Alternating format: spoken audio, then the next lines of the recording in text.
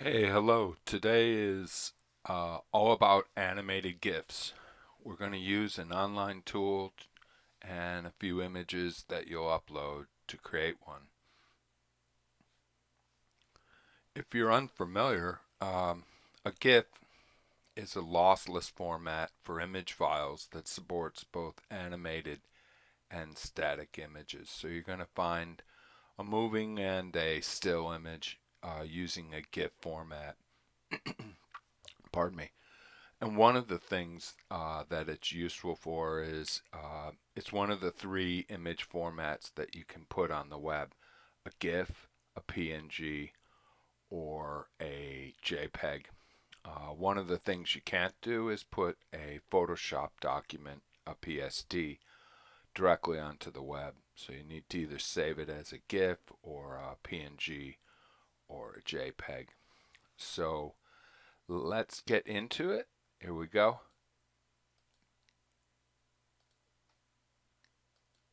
That's what you do when you want to say it. I'm going to give you some examples. I think you know what they are, but like I found some great examples here. Um, this is kind of wild. The insects are flying off the screen. Okay. And so is Winnie the Pooh. He's walking right out into your computer. That's the way it looks. And if you go down a little bit further, we're all familiar with a bunch of the Google animated GIFs that we see on the Google search screen. What these are a series of images placed one after another. So if you look at that and how it moves, it's actually quite a number of iterations in order to create that. We don't expect something like that from you, but you can if you want. And there's one that I particularly enjoyed down here that's kind of interesting. Boohoo, okay, arcade, picking up the bear of choice. Let's skip by that one. I was kind of liking this one, okay, and that's something maybe you can do, right? Like just replay it again. A series of tomato pictures that you download and just kind of play. So that's kind of neat, and that's where we might be going with it. Okay, so I found this easygif.com tool that makes it honest easy. So I'm going to take you through a little bit of creating an animated GIF.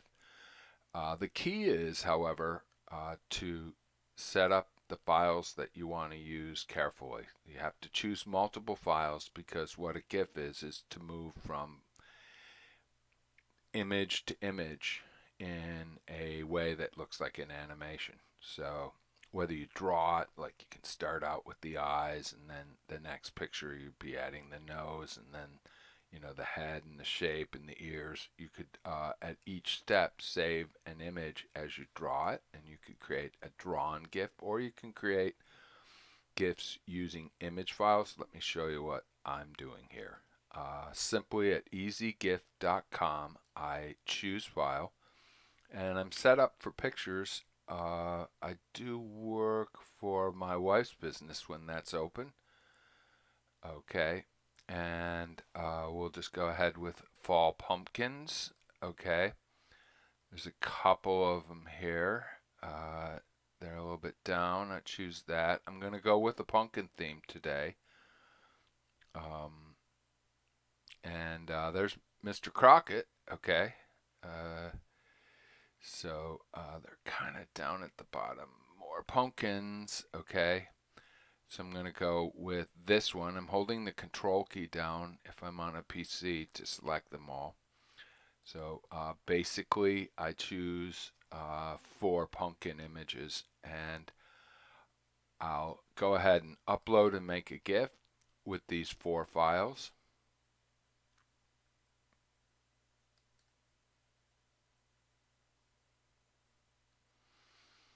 Hello.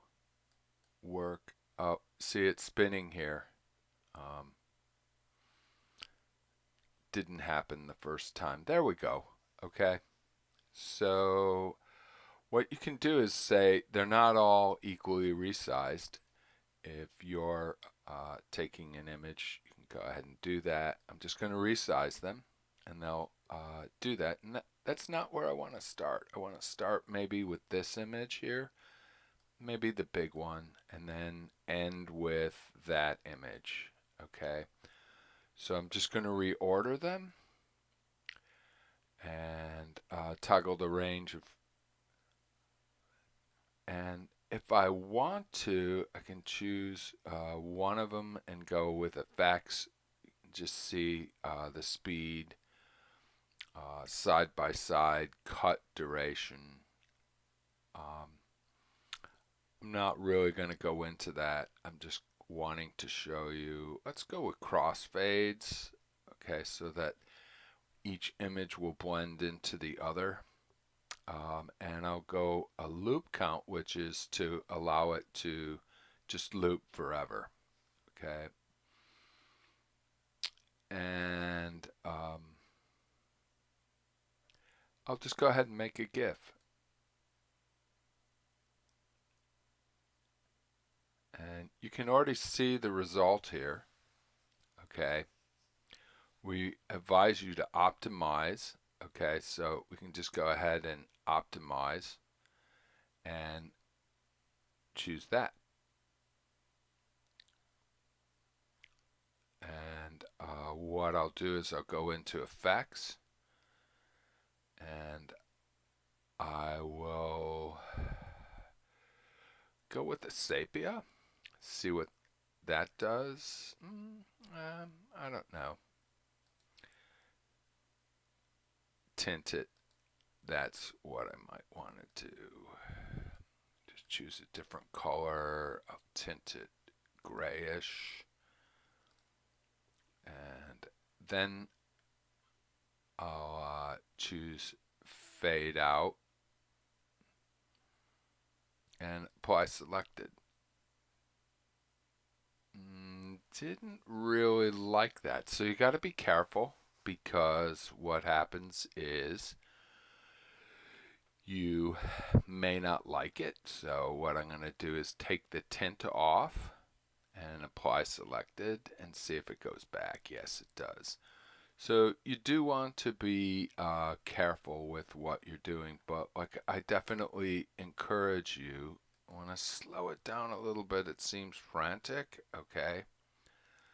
So let me slow it down to 75% of current speed.